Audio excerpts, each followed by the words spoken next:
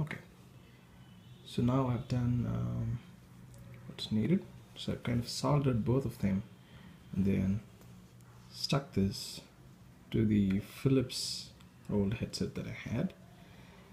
And there are a couple of things that I've done. So this is actually a mix of 3 different headsets. So this wire is actually from Panasonic because the wire that came with the Philips was already damaged. Now, in the Panasonic actually had a really good wire, but the headset was really bad, because of which I just removed the headsets, and then so there we go. So it's Apple, Panasonic and Philips together.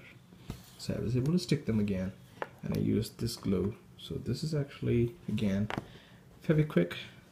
In India you might get something similar to this in any other country that you're living in. That's it, simple. And I already tested, I played a couple of my favorite songs, and it sounded exactly like an iPhone headset would sound. That is really amazing. And in fact, the bass was a little on the higher side. The reason being, this headset actually has a really big kind of area for the air to circulate in the back of the headset, unlike the regular iPhone headset, which actually does not have a lot of space like this. And in fact, even when this Philips headset was released, it is really famous for the bass it was giving. That's such a small, like from an earphone.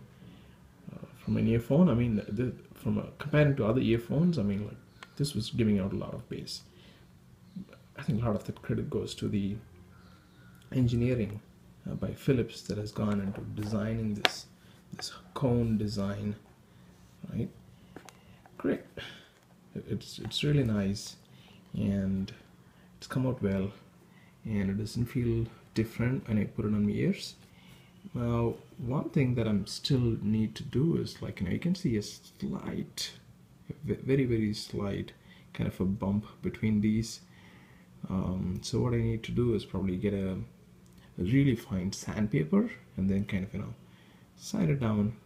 I know, I mean, this is a lot of work for a headset, but still, like, if you have to get a new Apple headset, it's going to be really costly. And more than that, I mean, this is something like, I didn't feel like throwing this away because it's expensive, plus it's a really good piece of engineering.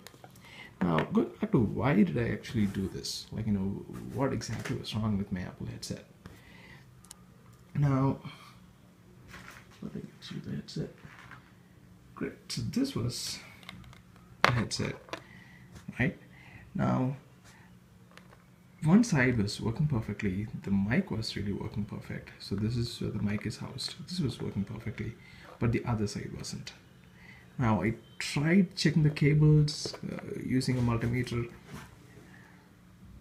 and I found that there was no kind of, I realized, I mean, the damage has actually happened somewhere before this portion, which means I need to rip the wire off, or probably I need to cut the wire and then get the damage fixed and then connect them back.